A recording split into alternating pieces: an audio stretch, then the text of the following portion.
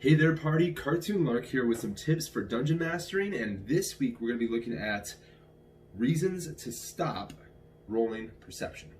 Now, in my games, what we find a lot of is this reoccurring series of the DM saying, everybody roll for perception.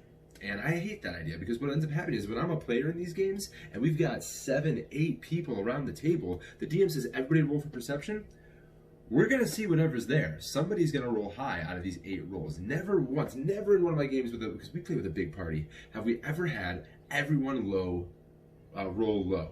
And the challenge there is there's no point to rolling then. If we're all going to roll for it, then we see it. When we walk into the room, DM, just tell us we see it. I hate walking into a room and the Dungeon Master saying, everybody roll for perception. And we go down the list. 20, 18, 14, 3, okay. You got a 20, everybody got 15 or above, you see a massive troll in the middle of the room.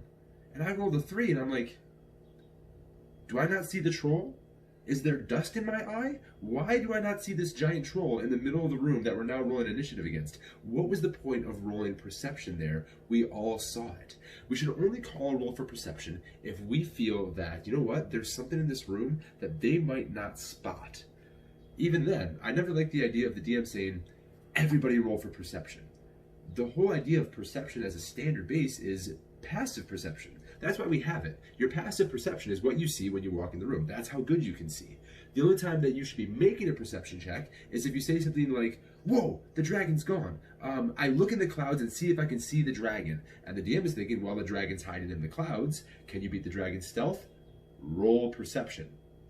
And that brings me to the next thing that I hate. As soon as that person rolls and they go, oh, I got a 5. I guess I can't see him up there. The rest of the party says, we look too. And they roll d20s. And now, why did I have the dragon hide if we're all just going to roll? No. That character saw the dragon go up and they rolled for perception. Now, if it's in combat, that's different. Everybody can use their action to make a perception check. But outside of combat, for a narrative case, I only call on perception checks for people who specifically say they're looking for something, or for a person who is proficient with perception, I may make a call and say, you know what, anybody who's proficient in perception, make a roll here. And for those 1 or 2 players that have that proficiency, they have a chance of finding something extra. I never make the narrative require a pass of the check. A great example of this, I watched somebody playing a game, and they were a small tribe, and they were in the woods like this. They were a bunch of Utgard barbarians, and there was something coming in through in the woods. So he said, everybody make a perception check. And everybody made perception checks, and one person got the highest of a 16, let's say. And the DM said, okay, you see a wagon with settlers pulling up to your camp. Were they not going to do that if I didn't see them? What was going to change? Nothing was going to change if I didn't make this pass. That is not a good time to make a perception check. A great time to make a perception check is instead when somebody says, I make a perception check, or better yet, I look for this. I prefer that language very much because it keeps the narrative what it should be, a narrative. It is a combat game, and I love the combat side of the game. I like having maps, but I hate it when players are saying, I make a perception check. I make an acrobatics check to do this. No, tell me what you want to do. I'll decide if you need to make a check. If I think it's awesome, I'll just let you do it. If you say, oh, I saw it jump behind that bush, I want to see if I can see it through the bushes. Well, you know exactly where it is. You saw it go behind the bush.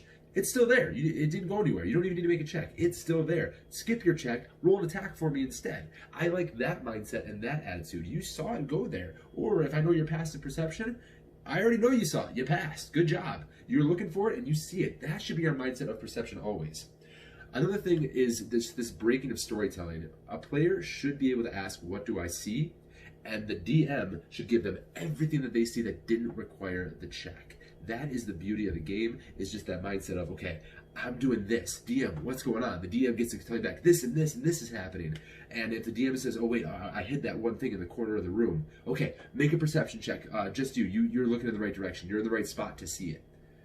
Nobody else gets to make that check, just them, and they get to have an awesome moment where they find it, or they miss it, and we move on. DMs should never make something that is essential hidden behind a check, because there could be a failure. It should feel good if we pass, And oh well if we fail.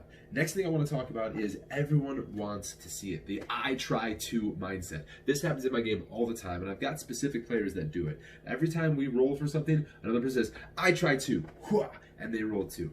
No, don't do I try to. You didn't even know that they were trying to do that thing in the first place unless they said it out loud. And rarely do characters in characters say out loud, I'm looking into the clouds to see if I can see skywriting. No, they tell the DM, I'm going to look up and see if I can spot this in the air. And then the DM says, make a perception check. There shouldn't be an I try to, and there shouldn't be I use the help action to help them see. No, you don't. You didn't even know they were looking in the first place. Don't play that way. Instead, figure out what your character would be doing at that time. What's your character up to? What's caught your eye? What's caught your interest? Play a tabaxi and get distracted by everything that goes by you. That's fine too. In this game, we have 18 skills. 18 different skills, and I think that's a great thing. Maybe it's too many, maybe it's too few. We'll debate that when 6th edition comes out. But if there's 18 skills in the game that you play, don't roll perception every time. When I play this game with most people, we end up rolling perception probably 9-10 times, and initiative maybe twice a night. We're rolling a ton of perception for stuff that we're going to see anyway. I hate rolling perception that often. Instead, use a different skill. Here's my example right here. We've got an Utgard barbarian who lives in the woods. This girl, she's a barbarian. She lives in the woods. She knows these woods really well. She knows everything that's around. She's got a few skills in nature and survival, and she's going to get to use those because the DM is going to hide things that aren't necessary for the story, but an advantage behind those checks. So when you're planning your game, here's what you do. You say, okay, where do you want to go? I want to check out over there. I think I see foxes on the map. Yes, you do see foxes on the map. You don't need to make a perception check on that because I want you to go over there. No perception check needed because I can't have you fail this. That's part of the story. So you walk over and I roll a perception check. No, you don't. You see a couple of foxes. They're playing around some bushes and they haven't noticed you yet. Roll a nature check. Nature check? What do I need nature for? You don't know yet. Roll the die. You roll nature check. Oh, I got a 14. Okay, the bushes they're playing around are good berry bushes. You can get good berries from these bushes. Oh, that's awesome. I'm going to gather some good berries. I run over. Okay, the foxes run away, and you gather some good berries. That's great. When you have them roll for things, you've got a couple options. There is pass-fail, which is good if you're going to hide things, or in my opinion, a better way to go is good, better, and best. That's the way I like to play it, is when you make a check, either it's going to be good, or it's going to be better, or it's going to be the best way that could have possibly gone. For example, in the good berries, they rolled that nature check. If they failed, if they got like a 2, I would say, okay, there's berries on the bushes. Good. Okay, there's food here. That's good to know. In case whatever. If this is a survival style campaign, you find the berries. Awesome job. If you got maybe, let's say, a 14, a little bit higher, maybe something over 10, you got better. These are good berries. These can give you 1 hit point, and they can feed you for a whole day. Whoa, that's awesome. I like that. If you got maybe, let's say, an 18, if you broke 15, you got a really high roll, or maybe even over a 20, depending on where I want to put it, I could say, these are good berry bushes. Your tribe uses these to make potions. You can make potions if you gather a couple of these berries. Whoa, that's awesome. I can make my own potions. My tribe knows how to do that. Of course your tribe knows how to do that. They live by the good berry bushes. Now we've gone from good, better, best with our rolling style. Nature check instead of perception check because they got to do something different. Okay, so now our Uthgard woman, she continues to travel through the woods. She's and oh, behind the trees here, boom, there's a wolf. Do I show that to her? No, because this time I don't know if I want her to see it.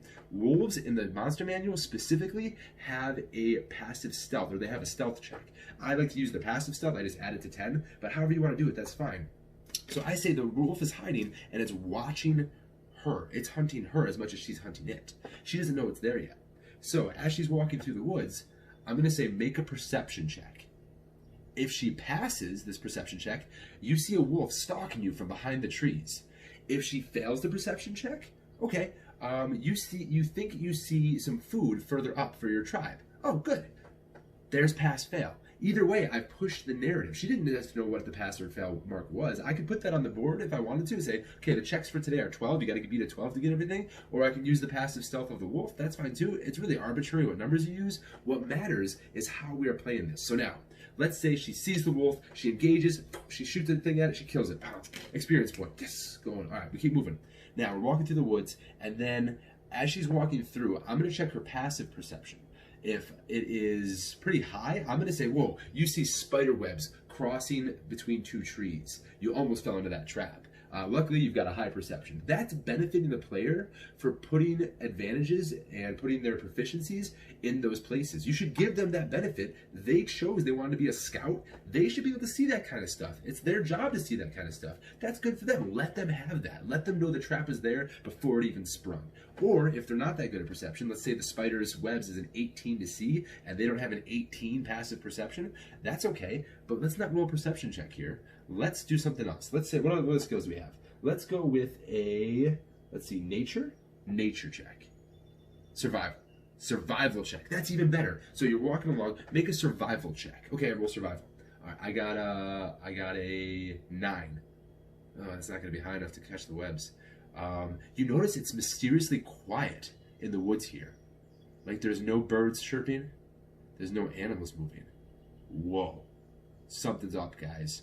We proceed slowly. Okay, now if they say I'm looking around for anything that's wrong, now you can have them make a perception check. But instead, let them know something's wrong here. That's the fail, or the good, I guess, in this case. Better, you make that survival check. Okay, there's no sound in the woods here. This has happened before. Usually when there's some sort of a predator on the prowl and the rest of the prey has already been scared away.